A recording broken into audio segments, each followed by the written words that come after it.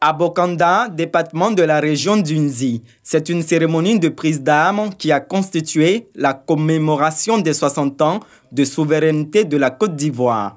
Passage en revue des troupes, salut aux couleurs. Fatogoma Soro, le préfet de département, salue les actions du gouvernement en faveur des populations en matière de lutte contre la COVID-19. Il souligne le reprofilage des routes, la poursuite de l'électrification des villages pour le bien-être des populations. C'est l'espace en face de la sous-préfecture de Goudoko, dans le département de Lakota, qui a servi de cadre à la célébration des 60 ans de la Côte d'Ivoire. Salut aux couleurs, prestation du ballet des jeunes de la localité et allocution du sous-préfet. Fatimata Kamara, le sous-préfet, salue les actions de développement du gouvernement en faveur des populations dont les acquis sont visibles en matière de santé, d'éducation, d'eau potable, d'électricité et d'infrastructures routières dans la circonscription administrative. Elle exhorte également ses administrés à continuer la cohabitation harmonieuse entre les différentes communautés et les invite à bannir tout comportement qui pourrait mettre en mal la paix en cette période électorale. Aussi, invite-t-elle les populations à plus de responsabilités en matière de lutte contre le coronavirus. C'est le village de Kpanan qui accueille les festivités des 60 ans de l'indépendance de la Côte d'Ivoire dans la sous-préfecture de Bondo, département de Bondoukou. Les populations sont venues en respectant les mesures barrières contre la COVID-19.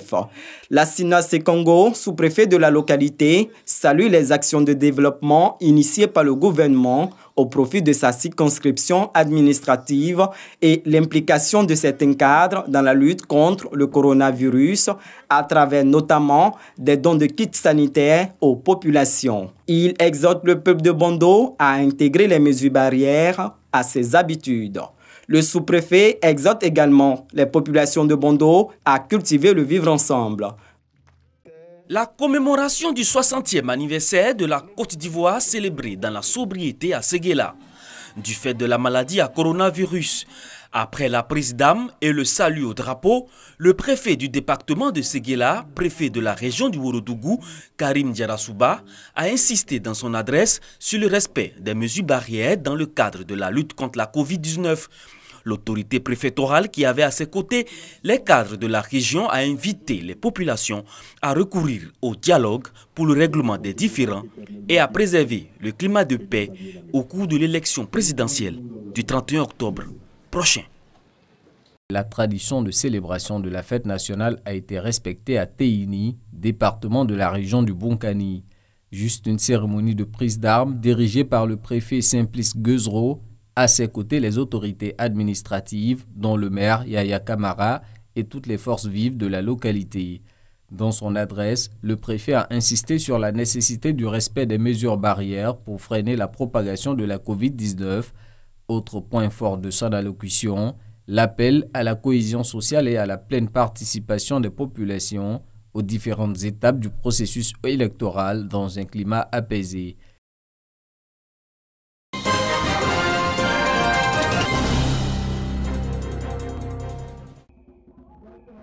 Première édition de la journée de l'excellence en milieu scolaire à Fronan. Ce sont 90 écoliers et élèves issus de tous les niveaux de la sous-préfecture de Fronan qui ont été récompensés. Une initiative de la mairie de Fronan selon le maire Gustave Thio. Cette action vise à jeter les bases d'une éducation de qualité dans la localité. Le parrain de la cérémonie, Kinapaka Koulibaly, directeur général du Bureau national d'études techniques et de développement Bénet, fils de Fronan, salue l'initiative et exhorte les élèves primés à être des modèles à l'image du président Alassane Ouattara. Susciter les élites de demain, thème de la journée de l'excellence à Fronan. C'est ainsi que vous atteindrez tous vos objectifs et que vous aussi, à votre tour, un jour plus tard, vous participerez au développement de Fronan, de Katiola et de notre pays. Toutes mes félicitations au corps enseignant et aux parents.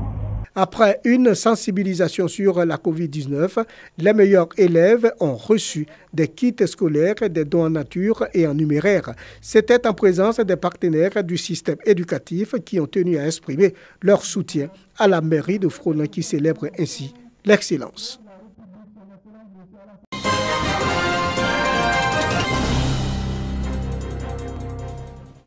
Dans le cadre de la couverture maladie universelle, les agents de la RTI Bouaké ont été enrôlés.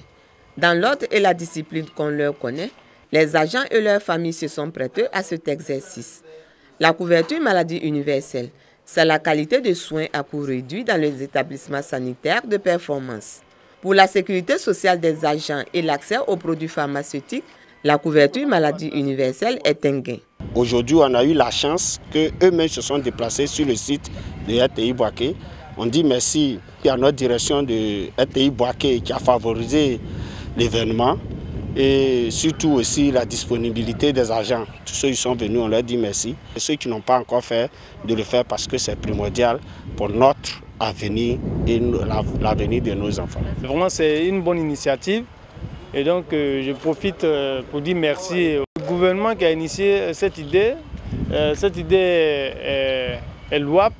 La RTI a à son sein une assurance. Avec la SEMU, l'addition des deux entités permettra d'assurer un grand bien-être à tous les agents et familles. En tout cas.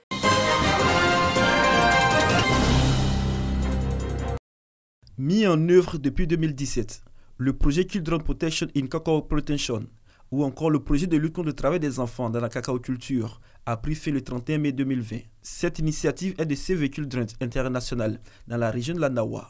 L'heure est donc venue pour faire le bilan des actions entreprises. Il faut donc pérenniser les acquis. Une phase de sortie financée par son partenaire Ferrero a permis d'élaborer les stratégies pour favoriser la durabilité de ces acquis. Il s'agit donc de renforcer et de transférer le leadership opérationnel aux structures étatiques. Nous, acteurs de l'éducation nationale, serons plus outillés à suivre les acquis de Save the Children. Je voulais dire simplement, au plan pédagogique, nous serons encore plus outillés, les encadreurs pédagogiques, à faire le suivi et l'encadrement pédagogique de tous les enseignants bénévoles des écoles communautaires. Ce n'est pas toujours facile, quand on finit un projet, de pouvoir laisser les choses à la partie étatique, donc ils vont nous dire les difficultés, les propositions de sortie et comment nous on peut les appuyer afin que cette sortie se fasse, comme on le dit, en douceur et que les communautés soient les bénéficiaires, mais plus encore les enfants que nous continuons de protéger. Au cours de cet atelier, les participants ont eu droit à différentes présentations, notamment les activités du volet éducation, le développement communautaire et l'identification des parties prenantes, sans oublier l'harmonisation de l'approche opérationnelle de sortie et de suivi des acquis. Les participants ont également défini le circuit des données et du cadre de coordination.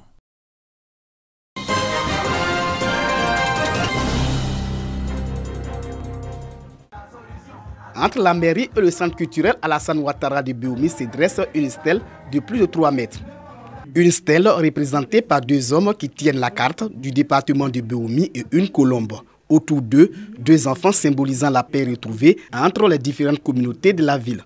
Ce monument vient sceller définitivement la paix et renforcer la cohésion sociale entre les habitants de Béoumi après les malheureux événements des 15 et 16 mai 2019. Cet événement malheureux des 15 et 16 mai 2019, je demande aux Tout-Puissants de nous aider pour que cela ne revienne plus dans notre département.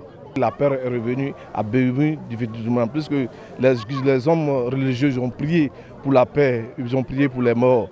Vraiment, ça c'est un bon signe que Allah nous attend. Le ministre de la Communication et des Médias a salué les efforts consentis par les autorités étatiques, coutumières et religieuses pour juguler la crise qui a secoué le département de Béoumi. Pour Sidi Touré, cette stèle est le symbole d'une nouvelle alliance et du renforcement de la cohésion sociale entre les différentes communautés.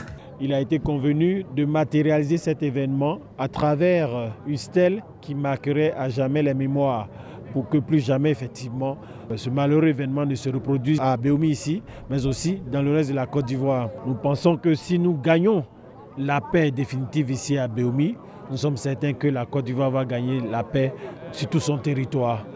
La réalisation de cette stèle a eu le soutien du ministère de la Solidarité, de la Cohésion sociale et de la lutte contre la pauvreté.